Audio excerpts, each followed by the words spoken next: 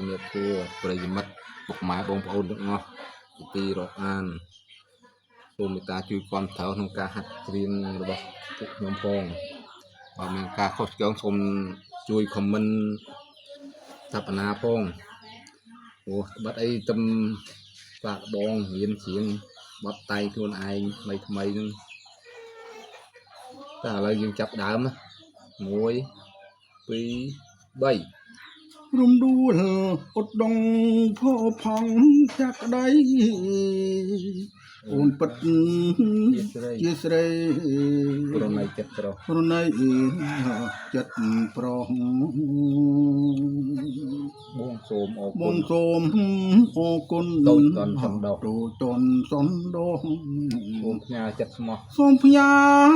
ចិត្តស្មោះអូនឈ្មោះលីណាអូនអពីក្រៃអូនល្អពេលក្រៃចេះលៃវិចាចាស់ជាញាតចាស់ជាញាតគាត់ថាល្អណាស់ប្រុសបងរងរស់បងរងរស់មិនអាចខ្វះចំណាស់ចិត្តស្នាចេះថាបងកងអនុស្សាវរីយ៍ទាំងពីរយើងសងចាំផងវត្តលីស្រីថាមកបងអូនកុំកាយចិត្តខង្កាត់បងកងឲ្យបងខកចិត្តបាត់ព្រោះរូបស្រី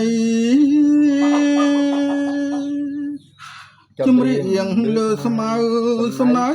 កវៃបើស្រី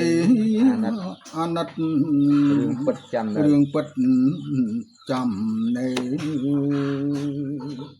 រូបបងជាទឹកមិនឆាជាពេលយើងត្រូវពឹងគ្នាខ្វះគ្នាមិនបានបាទអរគុណ